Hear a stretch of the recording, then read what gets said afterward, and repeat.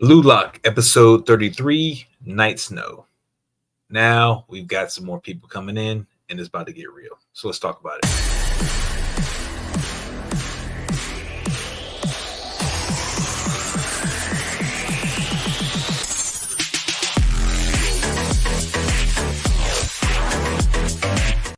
All right, so episode 33, Night Snow. This is where we are at halftime for the BlueLock 11 versus the Japan U20 team. And everybody's kind of in their feelings about certain things. So you got BlueLock team, which is they're celebrating. Hey, we're up. Like I said, we got great defense on that last one. We kept going, like we're feeling ourselves. Everybody's freaking cool and chilling. We actually get a flashback back to Sae and Ren when they were younger, and it shows how Sae used to take care of Ren. He used to make sure that he was good. They used to, he teach him about soccer stuff, and generally he just always took care of his little brother, as a brother should. In the process of that, you see their interaction now versus their interaction back when they were kids. Very, very loving, very brotherly. Like, hey, we're looking out for you. So what happened? As we go through the episode stuff, we start to see not only BlueLock celebrating, but we see they have Sae, who is like, I'm leaving. I told you guys, like, you're useless. You're not doing anything that I need you to do. Like, I'm out. I'm going to go. Remember, this is the bet that he had with Aiko. And with that being said, he's going to walk out. But, Aiko, chalked up to everybody, said, yeah, I made a selfish bet. It didn't work out. We tried to win this without anybody else, and we tried to see if we could do this on our own. We could not.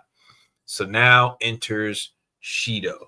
Like, this was Aiku's plan all along. He's thinking long term, and he knows that Sae is not going to stick around. But if Shidou is there, he'll stay because Shidou gets to unleash the beast. So pretty much Sendao looks like he's going to be sitting out. Shidou's coming in. And now the match is really about to get underway. Like, this is why this is a bit of a slower episode, because next episode should, be hyped up. Like, they should freaking, sound that whistle or whatever, and it should get right into it.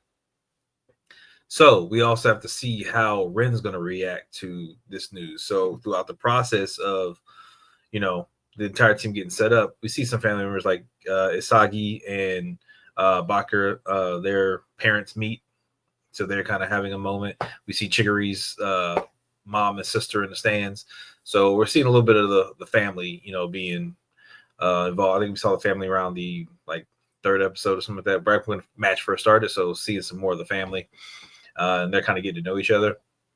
But now, even with that being said, we don't see a lot of BlueLock team because the focus is on what is Ren and Sae's reaction going to be. And now we actually see why they had their split. So with Ren and Sae, and it goes back to the entire time Ren and Sae shared the dream, being the best striker. Sae was top tier. Ren wanted to be just like him. He was going to be his backup, his second. Like, he's going to lead up right behind him. You see throughout periodically Ray would Sae would give Ren tips about how to do whatever movies do. Hey, you need to tighten it up. You need to be more aggressive, whatever the case would be. Sae ended up shipping off to go play somewhere else for a while. Whatever happened while he was overseas changed Sae's perspective on everything, while Ren was still striving to get better and try to be like his big brother. So when Sae came back, and it was in the night snow, they were having a conversation, and he was just like, yo, we don't share the same dream anymore.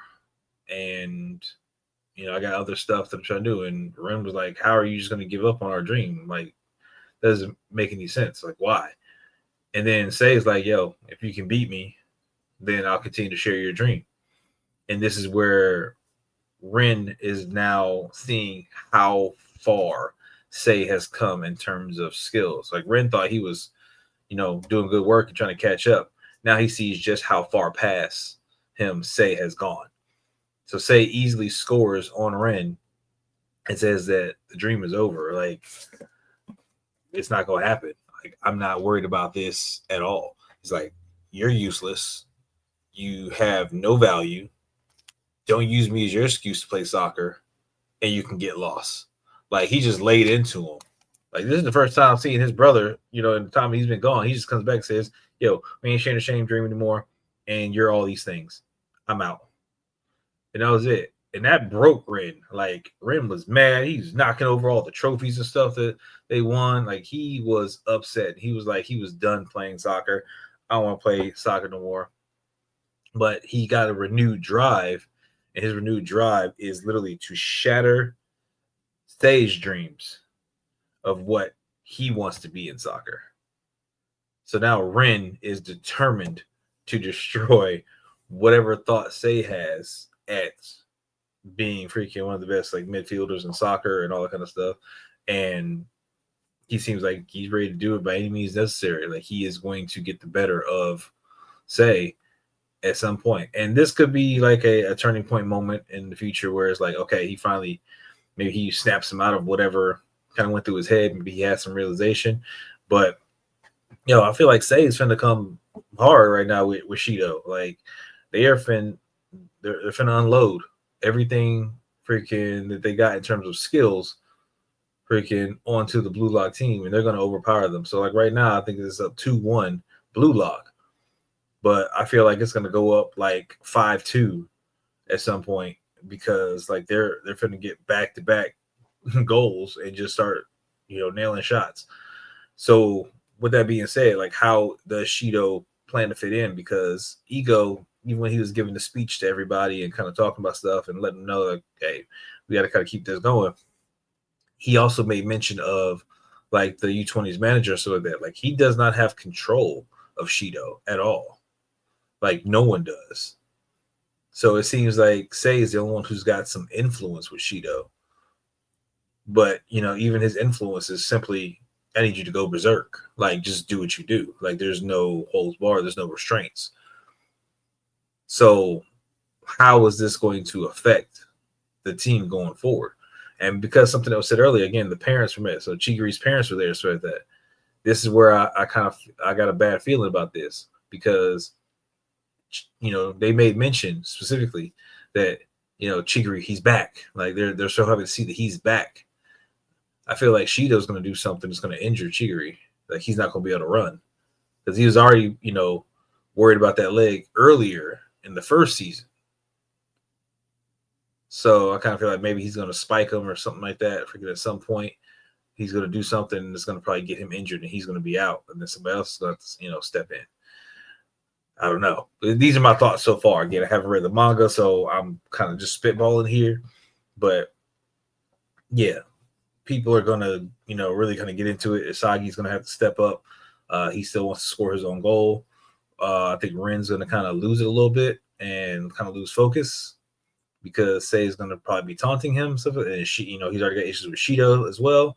So now it's a 2-on-1 technically, with Shidou and Ren kind of gunning for Shidou and Sae gunning for Ren. But Isagi's there to back him up. So essentially it'd be 2-on-2, but we'll have to see how it goes. Like I don't know if BlueLock is going to be able to survive this in the way that they think. I don't think they're going to win this match. More and more as I'm kind of watching it, so I don't think they're going to win this match.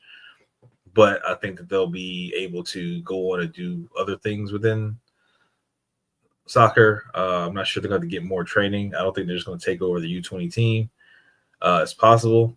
If they do pull this out, and again, you got to remember how a lot of these teams work with like the Olympics and all that kind of stuff. Like, so the World Cup is like several players, they play for other teams until it's time to get for their home team, and they come back to their home to play for them for World Cups and all that kind of stuff. So if that's the case, then BlueLock could pull this off and take over, and then they all split, go play for different teams, and then so they'll come back and they'll end up being on the same team for the Japan U20, and then we'll have that big World Cup kind of finals and all that kind of stuff. Not sure, but either way, I'm excited. So the next episode is really going to pop off. Again, this episode was great and crucial for the backstory and understanding a little bit more as to why. We still don't know the full reason, but at least we know why Ren is doing what he's doing. We don't know why Sae did what he did. We don't know what changed him over there. And maybe we'll get some more on that later. But either way, I appreciate you guys. Thank you for joining us. Make sure you hit the love or subscribe button. Stay tuned, and we will see what happens in the next episode next week. I'll catch y'all later.